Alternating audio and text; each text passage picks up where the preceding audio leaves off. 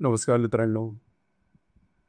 कधी-कधी जीवनात अशा दोन आत्म्यांचं मिलन होतं, की जणू त्या भेटीचं नियोजन तारकांनी सुनिश्चित केलेलं असतं. कर्कपुरुष आणि कर्कस्त्री यांची भेट हे तसं एक उदाहरण म्हणता येईल. दोघांचे स्वामी एकच, चंद्र, आणि दोघांच्या भावनांचा रंगही एकसारखाच. समुद्राच्या खोल लहरींसारखा बदलणारा, पण नेहमीच खो. त्यांच्या पहिल्या भेटीचा क्षण साधाच असतो, पण तो मनाच्या पटलावर कायम स्वरूपी कोरला जातो. तो तिला पहिल्यांदा पाहतो तेव्हा तिच्या डोळ्यात त्याला स्वतःच प्रतिबिंब दिसतं. नाजूक, संवेदनशील, पण एकाच वेळी प्रेमाने ओथंबलेलं.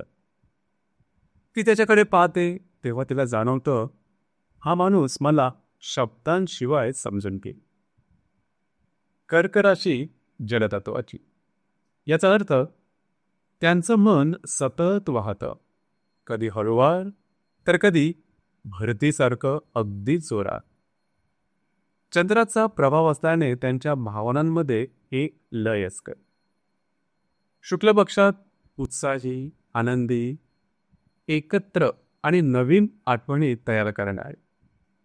कृष्ण पक्षात शांत, आत्ममग्न आणि आठवणींच्या सागरात डुंबणारे. जेव्हा दोन कर्क भेटतात तेव्हा ही लय दुप्पट होते, म्हणजे चंद्राचा प्रभाव दुप्पटीने पाहावयास मिळतो. ते दोघंही एकमेकांचे भावनिक आरसे बनतात. जे काही एकमेकांच्या मनात चाललंय ते दुसऱ्याला न बोलताही समजतं. त्यांच्या प्रेमाचा पाया हा सहानुभूती आणि काळजी यावर असतो. दोघेही एकाच राशीचे असल्याने त्यांच्यामध्ये चतुर्थ भावाची ऊर्जा जास्त मजबूत होताना दिसते. चतुर्थ भाव म्हणजे घर, सुरक्षितता, आपलेपणा. त्यांना नात्यात याच तीन गोष्टी सर्वात जास्त महत्वाच्या वाटतात. पुष्य नक्षत्र म्हटलं तर त्यांचं नातं आईसारखं असतं. मायाळू, हळवं आणि एकमेकांची काळजी घेतात. आश्लेषा नक्षत्रातले ते गूढ आणि खोल प्रेम करणारे असतात, पण मालकी वृत्तीची थोडी शक्यता मात्र असते. पुनर्वसू नक्षत्रातले ते सतत नातं नव्याने वाढवणारे, फुलवणारे असतात. भांडणानंतरही पटकन सावरून पुन्हा हसणारे असतात. जर दोघांच्याही पत्रिकेत चंद्र चांगला असेल, मजबूत स्थितीत असेल, तर हे प्रेम आयुष्यभर ताजं तवानं राहतं.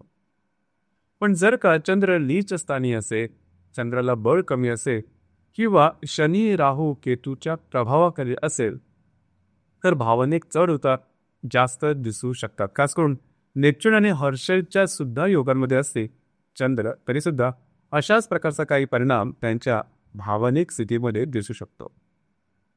त्यांचं आकर्षण ही एक हळूहळू वाढणारी ज्योत असते. एकमेकांशी बोलताना त्यांना जाणवतं की हा माणूस किंवा ही स्त्री माझ्या भावनिक सुरांवर वाजणारा सूर शोधत आहे. त्यांच्या पहिल्या भेटीत कदाचित फार बोलणं होत नाही, पण नजर, हसू आणि हावभाव इतकं काही सांगतात की शब्दांची गरजच वाटत नाही. कर्कपुरुषासाठी प्रेम म्हणजे तिला सुरक्षित वाटेल असं वातावरण तयार करणं. तो तिच्यासाठी लहान लहान गोष्टी सुद्धा करेल. आवडीचं जेवण बनवणं, पावसात भिजू न देणं, आजारी असताना तिची काळजी घेणं. कर्क स्त्रीसाठी प्रेम म्हणजे त्याला भावनिक विश्रांती देणे, त्याच्या मनात चालत असलेली घालमेल शांत करणं. तो परत आला की तिचं हसून, तिचा आवाज, तिचं ऐकणं सगळं त्याचा दिवस हलका करून टाका.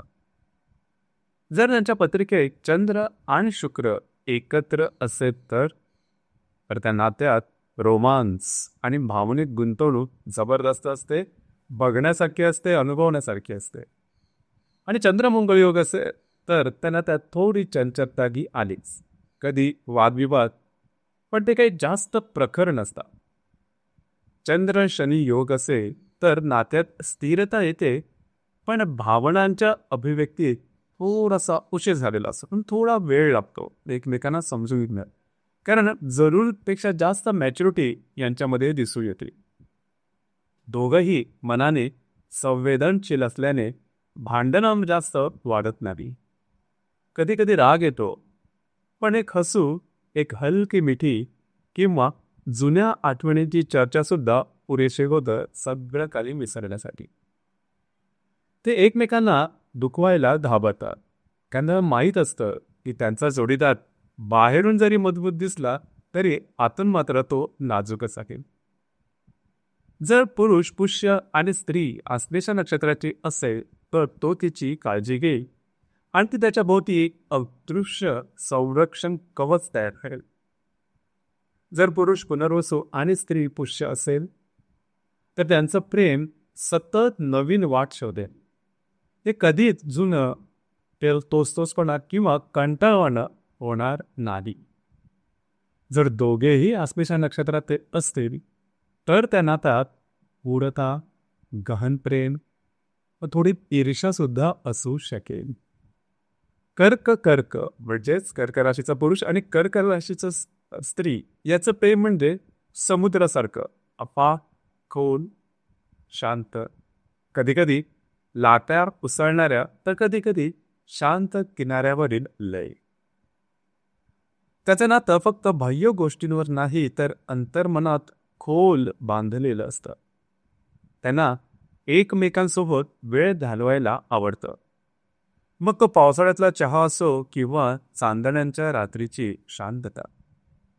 ते एकमेकांचे सुरक्षित किनारे बनतात, जिथे बाहेरील वादळांना काहीच वाव नसतो किंवा महत्त्व येतं.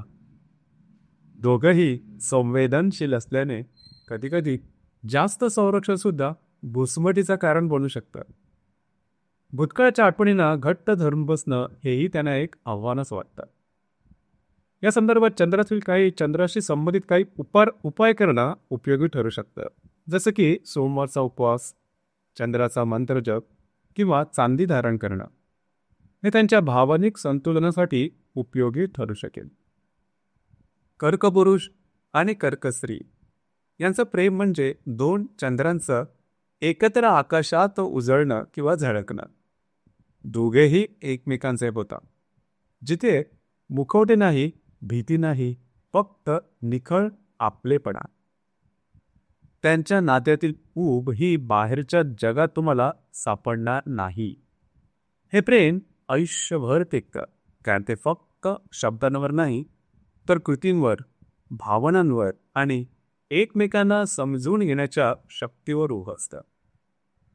आणि म्हणूनच जेव्हा दोन कर्क एकत्र येतात तेव्हा चंद्र स्वतः त्यांच्या प्रेमाला आशीर्वाद देतो.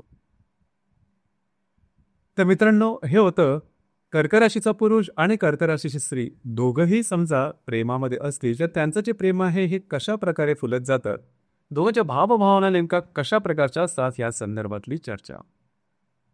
आपल्याला हा व्हिडिओ कसा वाटला, आपले कमेंट्स याबद्दलचे काय, आपली मतं काय आहेत, खाली कमेंट बॉक्समध्ये नक्की कमेंट करा.